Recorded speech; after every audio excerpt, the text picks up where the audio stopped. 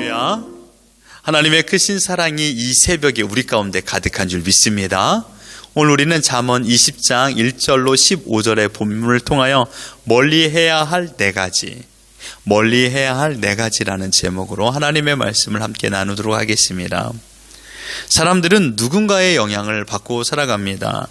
특히 자신 주위에 5m 안에 있는 사람들, 아주 가까운 사람들이죠. 그 사람들에게 영향을 받거나 또한 내가 영향을 주기도 합니다. 선한 영향을 받기도 하고 악한 영향을 받기도 합니다. 반대로 선한 영향을 주기도 하고 악한 영향을 주기도 합니다. 이런 범주에 있는 대표적인 사람은 가족이죠. 가족에게 선한 영향력을 주기도 하고 악한 영향력을 주기도 합니다. 또한 한 사무실에서 근무하고 있는 회사 직원을 말하고 있습니다. 교회에서는 성도들이고요. 학생들 학교에서는 우리 친구들이라고 말할 수가 있습니다. 나에게 유익을 주는 사람도, 나에게 어려움을 주는 사람도 이 범주 안에 있습니다. 만약 나에게 이 어려움을 주는 사람들을 피하기 위해서는요, 이사를 하거나 이민을 가거나 또한 이직을 하거나 시간이 지나 졸업을 하면 됩니다. 그러나 여러분, 가정에서 어려움을 준다고 해서 피하면 안 됩니다. 그 어려움을 피하기 위해서 선택한 결정은 엄청난 이런 영향력이 있기 때문입니다. 그래서 가정에서는 어떻게 해서든지 어려움을 도망가지 마시고 믿음을 가지고서 서로 사랑하고 배려하고 이해하여서 그 힘듦을 이겨내기를 바랍니다. 하지만 어디를 가든지 똑같은 상황은 되풀이 됩니다. 직장을 옮겼지만 더 힘든 사람을 만난다는 이야기를 많이 하지 않습니까? 어떻게 하면 좋을까요? 그렇기 때문에요. 여기에 지혜가 필요합니다. 세상을 살아가는 일에 있어서 오늘 본문 15절을 보십시오. 세상에 금도 있고 진주도 많거니와 지혜로운 입술이 더욱 귀한 보배니라. 가장 중요한 것은 물질, 명예가 아니라 하나님께서 허락하신 지혜라고 말씀하고 있습니다. 지혜는 무엇입니까? 상황에 따라 좋은 선택을 하는 것이 지혜입니다. 여러분 주위에 지혜로운 사람들을 보십시오. 언제나 현명한 선택을 하는 사람들이 지혜로운 사람입니다. 그냥 지혜롭다고 해서 말만 지혜롭게 말한다고 지혜롭다고 말하지 않습니다. 그의 행동을 보면 알 수가 있습니다. 오늘 본문에도 말하고 있는 것처럼 11절 보십시오. 비록 아이라도 자기의 동작으로 자기 몸이 청결한 여부와 정직한 여부를 나타내느니라. 자기의 행동으로 지혜를 나타내는 것입니다. 그런 것처럼 여러분, 지혜로운 사람은 언제나 좋은 선택, 곧 현명한 선택을 하는 것입니다. 내가 판단하고 내가 결정하는데 이 좋은 선택의 기준은 무엇일까요? 여기에 바로 지혜를 말하고 있는 것입니다. 세상의 그런 살아가는 방식, 세상의 가치관을 따라서 선택하는 그 기준을 삼는 것이 아니라 하나님이 우리의 삶의 기준이라는 것을 말하는 것. 그게 바로 하나님을 경외하는 삶이 아닙니까? 경외라는 것이 무엇입니까? 바로 하나님을 존중하는 것입니다. 하나님의 의견을 존중하여서 그 의견을 따라 그 기준을 삼아서 선택하는 것이 지혜로운 삶이라는 것이지요. 내가 판단하고 내가 경험하는 토대로 나의 노하우를 쌓아서 하는 것이 아니라 하나님 보시기에 하나님께서 원하시는 것을 기준 삼아서 선택하는 것입니다. 그러므로 하나님을 경외하고 하나님을 존중히 여길 때 비로소 우리의 선택의 기준이 명확하게 되고요. 그것을 깨닫게 되고요. 그 길을 걷게 되는 것입니다. 자연스럽게 우리는 하나님께서 원하시는 지혜로운 삶을 살게 되는 것입니다. 오늘 본문은 그런 의미에서 일상생활에서 지혜로운 삶이 무엇인가를 말씀하고 있습니다. 지혜는 좋은 선택이라고 했습니다. 여러분, 선택이라는 것은요, 포기도 담겨져 있습니다. 선택과 포기인 것이죠. 오늘 본문에서 우리가 말할 적에 좋은 것을 선택하고 멀리해야 될 것, 포기해야 될 것을 말하고 있습니다. 그래서 멀리해야 될 것 4가지라고 우리 같이 생각해 보기를 원합니다.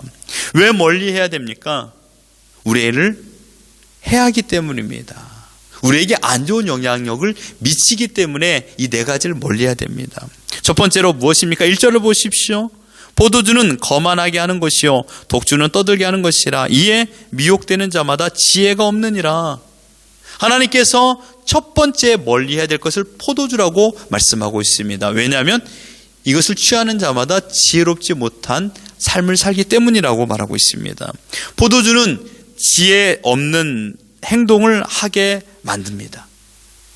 지혜 없는 행동이 무엇입니까? 두 가지가 나오네요. 오늘 본문에요. 첫 번째, 거만한 행동을 합니다. 포도주에 취하면요, 내 앞에 있는 사람을 업신여깁니다. 그 사람들에게 많은 실수를 하게 되는 것이죠. 상대방을 조롱합니다. 멸시합니다. 교만합니다. 허풍이 심해집니다. 말이나 행동에 치명적인 실수를 합니다. 여러분 주위에 이 포도주를 많이 드시고 온전한 사람들 많이 봅니까? 쉽지 않죠. 많은 실수가 있는 것입니다. 가급적 이 모습을 여러분의 자녀들 앞에서 행하지 마십시오. 왜냐하면 그 모습을 그대로 보고 우리 자녀들도 배울까 심히 두렵기 때문입니다. 또한 포도주를 먹으면 어떻게 됩니까? 오늘 본문에 보면 떠들게 된다고 말하고 있습니다. 떠드는 행동. 여기서 떠들다라는 하마라는 히브리어는요, 투덜거리다, 또한 으르렁거리다라는 뜻입니다. 여러분 포도주 취한 분들 보십시오. 다 으르렁거립니다. 다 으르렁거리고 큰 소리를 내고요, 싸나워지고요, 심지어 큰 다툼이 일어납니다. 끝내 미혹되어서 탈선하게 됩니다. 여기서 미혹이라는 단어가 쇼게라는 것인데 원뜻이 탈선입니다. 포도주를 먹고 그 다음에 탈선하게 되고요, 그래서 육체적인 범죄를 범하게 되고요, 영적으로도 심각한 지경에 이르게 되고요, 심지어는 어려움이 처한 가정들을 보는 것을 보게 됩니다. 결국 좋지 못한 영향을 미치는 것입니다. 그래서 여러분 포도주 마시는 것에 여러분 지혜롭게 현명하게 모든 일을 대처하길 바랍니다. 그리고 더 나아가서 가능하다라면 여러분이 할 수 있는 그런 상황이라면 포도주와 멀리하기를 바랍니다. 두 번째는 3절입니다. 다툼을 멀리하는 것이 사람에게 영광이거늘 미련한 자마다 다툼을 일으키느니라. 두 번째 멀리해야 될 것은 다툼입니다. 다툼이라는 것은 여러분요, 행동입니다. 여기서 하나님께서 말하고 있는 것은 다툼의 원인, 곧 마음을 말하고 있는 것이죠. 다툼이라는 것은 혼자 할 수 있는 것이 아닙니다. 손바닥도 마주치며 소리가 나야 된다, 나는 것처럼 이 다툼이라는 것은 상대방이 있어야 됩니다. 반경 5m, 그것도 나와 친분이 있는 사람들과 다툼이 일어납니다. 그냥 지나가는 사람 절대로 다투지 않습니다. 물론 5m 안에 있는 버스 안에 있든지 지하철 안에 있는 사람에게는 다툼이 일어날 수 있죠. 그러나 그냥 아무런 상관없는 사람하고는 다툼이 일어나지 않습니다. 그렇기 때문에 내 곁에 있는 사람들, 가장 소중한 사람들에게서 다툼이 발생합니다. 다툼의 원인은 무엇일까요? 자신을 내세우고자 하는 욕망 때문입니다. 이것을 다른 말로 표현하면 천박한 이기주의입니다. 다툼은 다른 사람보다 나 자신을 먼저 내세우기 때문에 서로가 내세우다 보니까 다툼이 일어나는 것입니다. 서로의 의견이 다툼으로 발전되는 것은 그만큼 자신의 감정을 자제하지 못했기 때문에 다툼이 일어나는 것입니다. 만약 좋은 선택을 할 수 있는 지혜를 가졌다면 이 다툼을 미리 방지했을 것입니다. 하지만 그러한 지혜 없는 행동이기 때문에 다툼이 발생하는 것입니다. 다툼의 결과는 서로가 이기는 사람이 하나도 없습니다. 다툼의 결과에 기쁨이 있는 사람이 없습니다. 서로 다 상처 가운데 지난 밤을 보내게 되는 것입니다. 세상은 상대방을 설득시키는 것을 능력이라고 말합니다. 그래서 기싸움을 하게 됩니다. 상대방보다 더 논리적인 설득력을 가진 것을 원합니다. 그래서 큰 소리를 내기도 하고요, 얼굴에 인상을 쓰기도 하고, 심지어 설득시키기 위하여 폭력을 행사하기도 합니다. 여러분, 그러나 부부에게, 형제에게, 자녀에게 내 말이 옳다고 주장한다 한들, 다툼이 일어난다 한들 무슨 유익이 있습니까? 내 말이 옳다고 큰 소리를 내다 한들 그 이후에 10초만 지나보십시오. 그 가정의 기분이 어떤지요. 가정의 평화를 깨트리는 겁니다. 내 말이 옳다, 내 말이 맞았다, 그 말을 한다 한들 무슨 유익이 있겠냐, 이것입니다. 빌립보서 2장 3절에 이렇게 말합니다. 아무 일에든지 다툼이나 허용으로 하지 말라. 아무 일에든지 다툼으로 하지 말라고 말하고 있습니다. 가정에서 결코 일어나지 말아야 될 행동은 바로 다툼입니다. 어젯밤 여러분 다투셨나요? 오늘 회개하십시오. 그리고 오늘 똑같은 실수를 하지 마십시오. 사단은 똑같은 실수를 하도록 우리를 유혹합니다. 여러분, 한 번은 넘어질 수 있습니다. 두 번, 세 번 넘어지면 그것은 내 모습이라는 것이에요.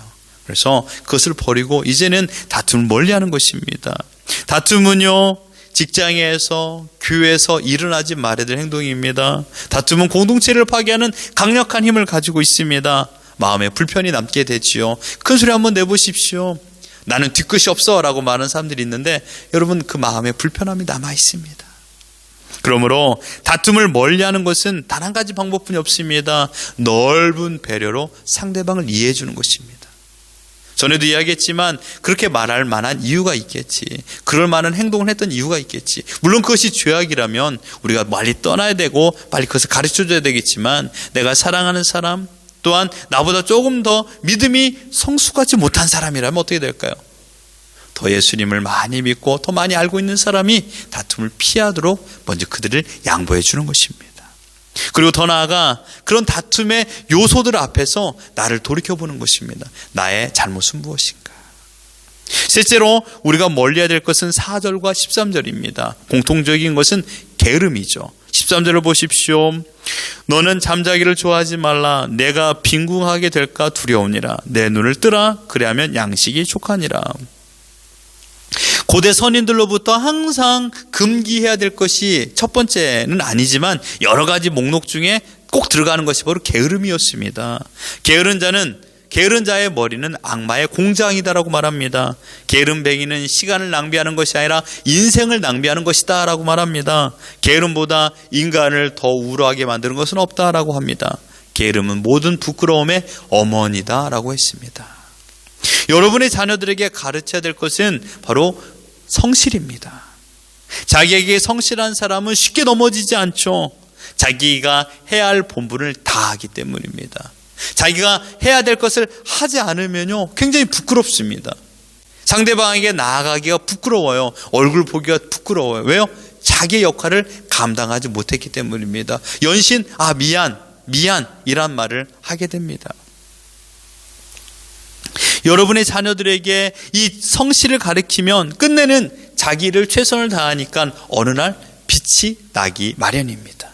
공부를 잘하는 학생은요, 머리가 좋아야 하는 것도 기본적인 거지만, 그러나 공부를 잘하는 학생이 머리만 좋아서 되는 것이 아닙니다. 성실하게 묵묵하게 자기 자리에 앉아서 최선을 다하는 것입니다. 곧 오늘 내가 해야 될 사명, 임무를 다 수행하는 것입니다. 공부는 그러므로 게으른 자는 절대로 할 수 없습니다. 성실하고 최선을 다하는 사람에게 공부를 할 수 있는 것입니다. 하나님께서는요, 게으른 자에게 기쁨을 주지 않습니다. 몸의 회복을 위하여 내가 좀 누워있는 것은 지혜로운 선택입니다. 왜냐하면 내일을 위해서 오늘 쉼을 갖는 것은 중요하기 때문이죠. 그러나 게으름은요, 내 마음에 병을 들게 하는 것입니다. 할 일 없어서 누워있는 것은 문제가 되는 것이겠지요. 그러므로 여러분, 게으름을 멀리 하십시오. 네 번째 멀리해야 될 것은 10절입니다. 한결같지 않은 저울추와 한결같지 않은 되는 다 여호와께서 미워하시느니라. 이것은 바로 정직입니다. 우리가 자녀들에게 제일 먼저 가르치는 것은 정직과 성실입니다. 유치원에서도 가르치는 것입니다. 정직해라, 거짓말하지 마라, 그 다음에 성실하게 열심히 살아라 라고 말합니다. 마찬가지입니다. 인생에 있어서 가장 기초가 되는 것은 정직입니다.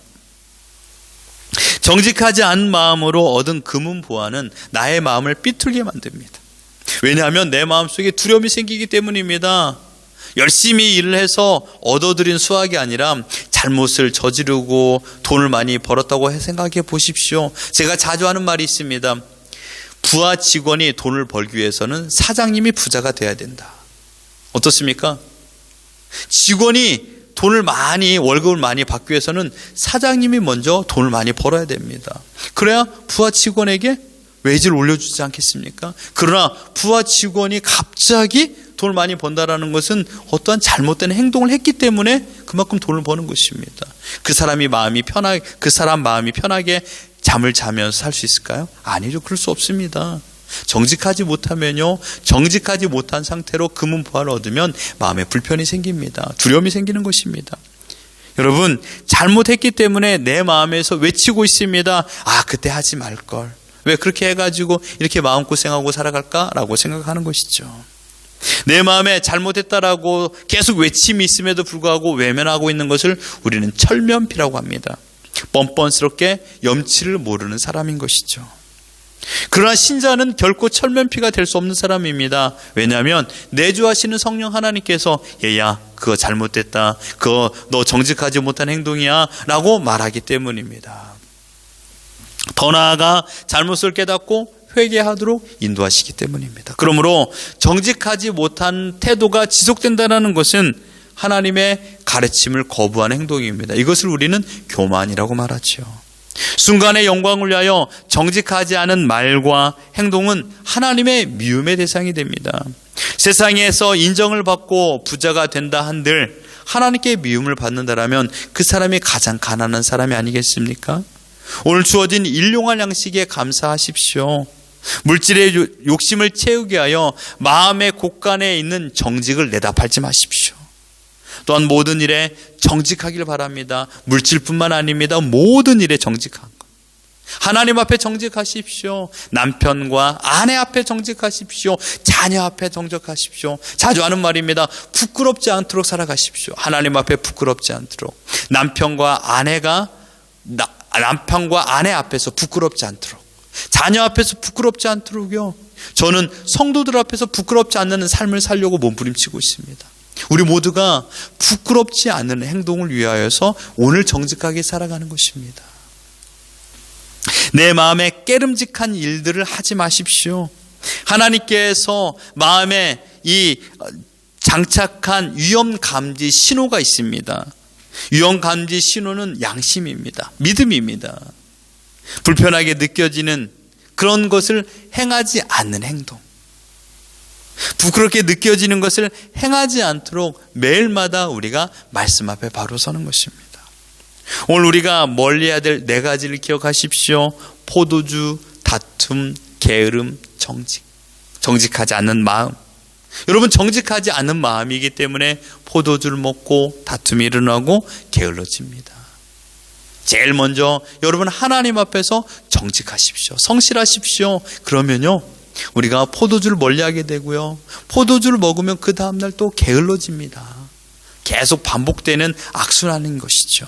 그러니 여러분 오늘 하나님 앞에 여러분을 바로 세우십시오. 코람데오입니다. 하나님 앞에서 여러분의 믿음을 바로 세우고 그 말씀대로 살아가는 것입니다. 여러분, 이 네 가지의 공통적인 것은 무엇인지 아십니까? 정욕입니다. 하나님을 따르지 아니하고 나를 따르며 살고 싶어하는 마음인 것입니다. 그러므로 육신의 정욕을 멀리하고 하나님의 가르침을 가까이하여 우리 곁에 있는 사람들에게 선한 영향력을 끼치며 살아가는 빛의 자녀로서의 오늘 살아가는 우리 모두가 되기를 예수 그리스도 이름으로 축원합니다.